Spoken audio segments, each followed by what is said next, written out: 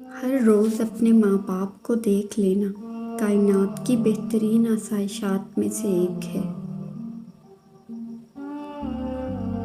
کردار کھلتے ہیں تو پتہ چلتا ہے، باتوں سے تو ہر شخص پارسا ہے۔ وہ کن کہے گا تم گرتے گرتے سنبھل جاؤ گے۔ ماں بھلے ہی پڑھی لکھی ہو یا نہ ہو، پر دنیا کا نایاب اور اہم علم ہمیں ماں سے ہی ملتا ہے۔ بیٹیوں سے بھی کوئی پوچھتا ہے، کہنے والوں سنو، فاطمہ علی کا رشتہ آیا ہے، ہاں کر دوں؟ چھوٹی چھوٹی نیکیاں بڑی بڑی پریشانیوں کو کھا جاتی ہیں۔ کسی کا اچھا سوچنا بھی نیکی ہے۔ ماں باپ کے علاوہ اگر رشتوں میں وفا ہوتی تو یوسف کبھی نہ بکتا مصر کے بازار میں۔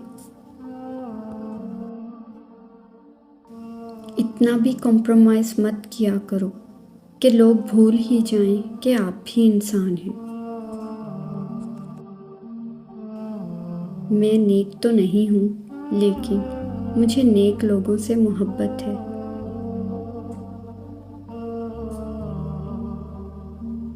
10 ملازم بھی گھر کو اس طرح نہیں چلا سکتے جس طرح ایک ماں یا بیوی چلاتی ہے، لہٰذا ان رشتوں کی قدر اور احساس کیجیے۔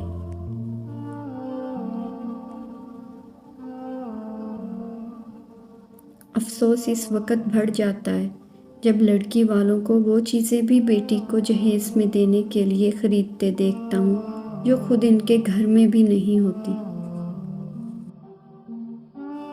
پردہ پابندی نہیں، پاکیزگی ہے۔ جو تکلیف تم خود برداشت نہیں کر سکتے وہ کسی دوسرے کو بھی نہ دو۔ زبان کا کہا دنیا سنتی ہے اور دل کا کہا اللہ سنتا ہے۔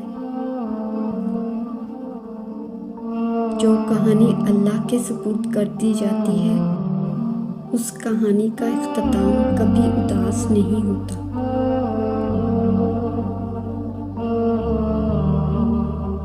میرا اللہ تو کبھی بھی کچھ بھی کر سکتا ہے، تو پھر تم سے کس نے کہہ دیا جو فوراً نہ ملے وہ پھر دوبارہ کبھی نہیں مل سکتا۔